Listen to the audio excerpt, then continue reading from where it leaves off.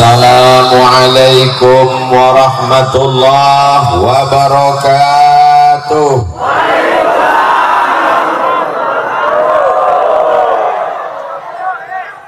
Memang cantik batu manikam kalau dipakai di hari Jumat. Dari bunyi sambutan salam nampaknya masih banyak yang puasa sunnah. Kaifa halukum? How are you today? Masya Allah, tabarakallah. Apapun yang terjadi, kita tetap mengatakan alhamdulillahi rabbil. Para habaib, para alim, para ulama, hadratul mukarramin wal muhtaramin yang sibuk dengan para santri di kelas, mengajar di masjid, membacakan kitab, hari ini hadir bersama kita. Matta'alallahu bituli umurihim. Mudah-mudahan panjangnya usia mereka mendatangkan barokah untuk kita. Negara Kesatuan Republik Indonesia sampai hari ini masih utuh, tetap tegak berdiri karena kemuliaan para habaib dan ulama. Siapa yang paling banyak dibunuh oleh komunis? Ulama. Siapa yang paling ingin diincar nyawanya oleh orang yang benci kesatuan kita? Ulama. Hari ini mereka datang berkumpul. Abdul Somad bukan berceramah. Hari ini Abdul Somad merasa salah seorang peserta dai cilik yang akan dinilai oleh para habaib dan ulama. Jadi jangan heran nanti kalau ada yang bertanya kenapa tausiah Ustadz Somad hari ini agak berbeda. Grogi. Para habaib, para guru, para kiai, para ulama doakan supaya Abdul Somad mati husnul khatimah. Semangat. Doakan supaya Abdul Somad hatinya tidak berbolak-balik karena dunia. An asila qarabati ila qarabati Rasulullah sallallahu alaihi wasallam, menyambung silaturahim dengan zuriat Rasulullah, dengan keturunan Rasulullah. Ahabbu ilayya, lebih aku sukai, lebih aku cintai daripada menyambung silaturahim dengan keturunanku sendiri. Bukan kata Abdul Somad, itu kata Sayyidina Abu Bakar Siddiq radhiyallahu an yang dijamin masuk surga. Dia lebih suka menyambung silaturahim dengan keturunan Rasulullah sallallahu alaihi wasallam. Mereka yang mengalir darah Nabi dalam badan mereka, mengalir darah Rasulullah, Sayyidul Awwalin wal Akhirin, Sayyidul Alamin, Sayyidul Thaqalain, mengalir darah Nabi dalam tubuh mereka. Mudah-mudahan kecintaan kita kepada para habaib membuat kita masuk ke dalam surga bersama Rasulullah sallallahu alaihi wasallam, ma'an nabiyyin was-siddiqin was-syuhada was-salihin. Tadi Ustaz Somad katanya mengatakan habaib itu mengalir darah Nabi. Iya. Memangnya Ustaz Somad nggak mengalir darah Nabi dalam badannya? Ada, Nabi Adam. Yang nggak ngaku mengalir darah Nabi Adam di badannya berarti keturunan monyet. Bukan kata saya, kata Charles Darwin. Mudah-mudahan virus-virus evolusi tidak merusak kepala anak kita. Dengan masuknya anak ke pesantren, mereka belajar ilmu agama, membaca kitab kuning dari mulai matan Al-Ajurumiyah sampai Alfiyah Ibnu Malik, membaca syarah Ibnu Aqil, membaca kitab tafsir. Bersihlah pikirannya dari virus-virus yang merusak akal pikirannya, insyaallah. Amin. Ada orang tidak mengalir darah Nabi Muhammad dalam badannya, tapi mereka disebut pewaris para nabi. Dia adalah warasatul anbiya, para alim, para ulama. Fas'alu ahla dzikri, tanya alim ulama kalau kamu tidak tahu. Hari ini mereka hadir, hari ini mereka datang. Mereka adalah pasaknya Pulau Madura. Mereka yang mempertahankan la ilaha illallah Muhammadur Rasulullah. Tapi ulama Pulau Madura ini unik. Mereka tidak hanya mempertahankan la ilaha illallah, mereka tidak hanya mempertahankan Muhammadur Rasulullah, mereka tidak hanya mempertahankan baca kitab kuning, tapi juga mereka memperjuangkan harga garam. Hebat.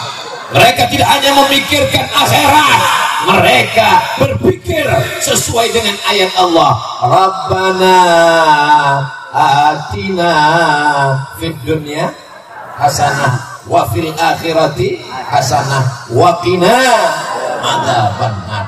Ini Ustaz Somad ini ngomong apa ini? Masa ulama cerita harga garam? Ini fakta data. Mereka peduli kepada keadaan masyarakat. Mudah-mudahan mereka kuat badannya, sehat imannya, memperjuangkan umat, menolong dari kejahilan, menyelamatkan dari kelemahan. Sebab apa pesan Sayyidina Ali? Kada al-faqru ayyakuna kufran. Hampir saja kefakiran membuat orang menjadi kafir. Insya Allah kalau ekonominya mapan, maju, pertaniannya subur, bisnisnya lancar, insya Allah rezeki melimpah, imannya pun ikut naik juga insya Allah. Amin. Hari ini Al-Fakir Abdul Somad datang bersilaturahim. Man ahabba an yubsatalahu fi rizqihi, siapa yang mau ingin lancar rezekinya, wa yunsa'alahu fi atharihi, mau panjang umurnya, falyasil rahimahu, maka hendaklah dia menyambung tali silaturahim. Mudah-mudahan sambungan tali silaturahim ini memperpanjang umur, melapangkan rezeki. Yang hadir ini semuanya adalah mujahid fisabilillah. Yang ngomong gitu siapa Ustaz Somad? Nabi Muhammad. Mana dalilnya? Man kharaja fi talabil ilmi, siapa yang keluar rumah dengan niat menuntut ilmu, fa huwa fi sabilillah, maka dia sama seperti orang yang berjihad fi sabilillah hatta yarji'ah, sampai dia pulang. Jadi selama berada di majelis ilmu ini dapat pahala jihad, jihad, jihad, jihad, jihad sampai pulang insyaallah. Amin. Tapi jangan gara-gara jihad lu gak pulang-pulang. Pulangnya jam 2 malam. Istrinya nanya, dari mana bang? Dari jihad. Itu bukan jihad, jahat. Pengajian udah selesai.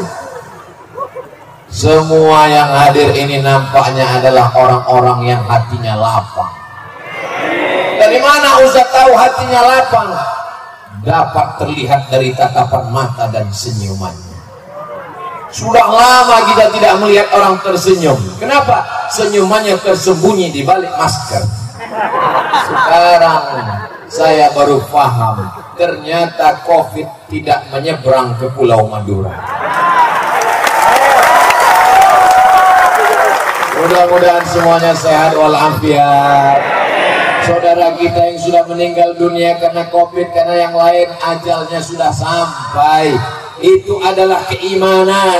Idza jaa ajaluhum, kalau ajalnya sampai, la yastakhiruna sa'atan, tidak akan dapat ditunda walau sesaat, wala yastaqdimun, tak dapat dimundurkan, tak dapat dimajukan.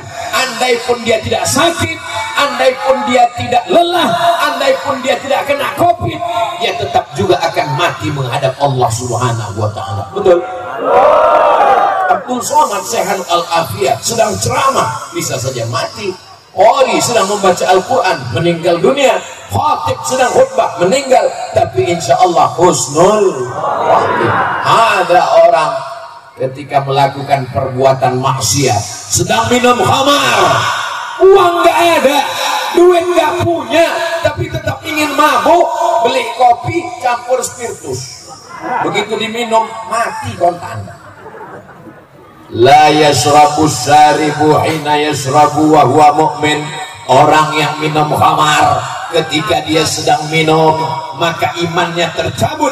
Hadis ini diriwayatkan oleh Sayyidina Abdullah bin Abbas. Kebetulan muridnya bernama Ikrimah mendengar bertanya, ayun za'ul iman, wahai Abdullah bin Abbas, apakah iman itu bisa tercabut? Wasabbaka baina asabi'ihi, Abdullah bin Abbas menjalinkan jari jemarinya, summa naza'ahu, kemudian dia cabut. Apa kata dia? Hakadha yunza'ul iman, beginilah iman tercabut. Ketika orang minum khamar, ketika orang menghisap ganja, ketika orang pakai sabu-sabu, imannya tercabut.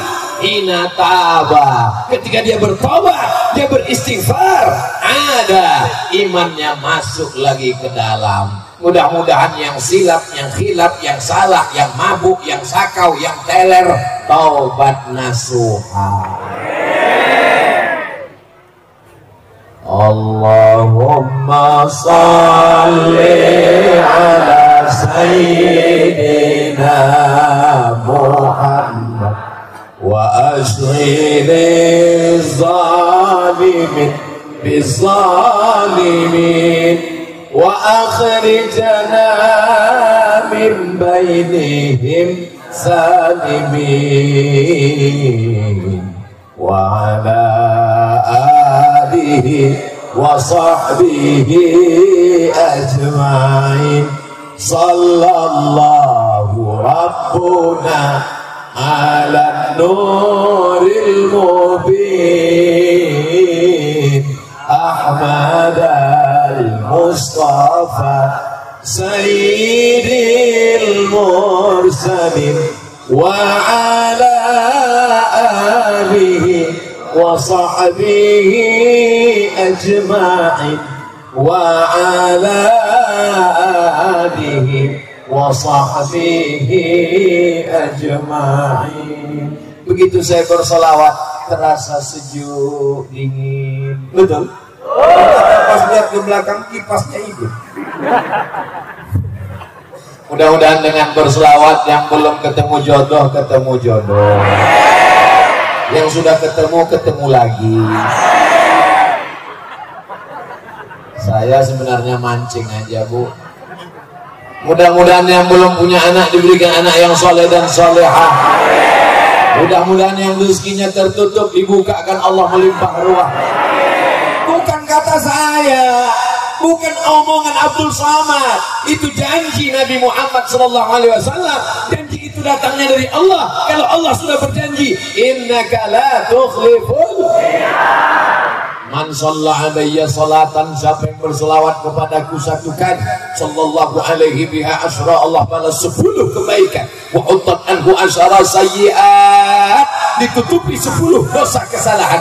Wa rufi'at lahu asyara darajat, dinaikkan 10 derajat tingkatan kemuliaan. Amin ya rabbal. Gimana ceritanya Ustadz Somad bisa datang ke pesantren Al-Hamidi? Ini ceritanya panjang. Sepanjang apa Pak Ustadz? Sepanjang hubungan kita. Ada seorang perempuan membaca Al-Quran 1 bulan khatam 2 kali. Di bulan Ramadan khatamnya 5 kali. Dia buat permintaan untuk haflah imtihan tahun ini, tidak minta apa-apa, tidak request apa-apa, permintaannya cuma satu saja. Apa permintaannya? Hadirkan Abdul Somad kemari. Jadi tadi waktu masuk ke dalam, lama saya berpikir, ini beloknya saya sudah lupa berapa kali. Biasanya saya ingat 1, 2, masuk ke dalam beloknya cuma 2, kanan kiri kanan kiri kanan kiri. Tapi kalau disuruh pulang lupa. Apa takdir yang membuat aku sampai ke pesantren Al-Hamidi di bawah bimbingan Kiai Sayyidil Walid Abdul Hamid Akrim? Ternyata di balik ini ada cerita yang luar biasa. Hadirnya Abdul Somad kemari bi barakatil Quran. Begitulah kalau istri solihah, permintaannya apa? Datangkan ustadz. Walaupun ustadznya kena usir beberapa kali, enggak. Bayangkan kalau punya istri permintaannya, aku mau didatangkan artis pakai rok mini. Mohon maaf ya, Habib keceplosan. Apa yang akan terjadi? Rusak dunia ini. Tapi permintaannya minta didatangkan ustaz. Akhirnya santri, wali santri, para guru kiai berdoa siang dan malam. Allah berjanji Allah akan turunkan rahmatnya dengan kemuliaan Al-Quran. Wa idza quri'al Qur'an fastami'u lahu wa ansitu la'allakum turhamun.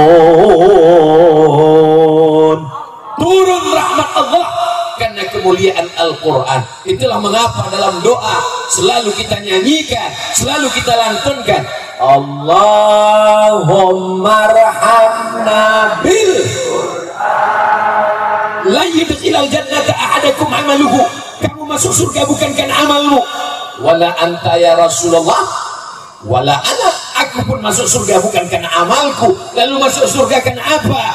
Illa ayyataghammadani Allahu birahmatih. Masuk surga karena rahmat Allah. Rahmat itu turun karena Al-Quran. Beruntunglah orang yang punya istri 1 bulan khatam Al-Quran 2 kali. Berarti 1 harinya dia membaca Quran 2 juz. Amin.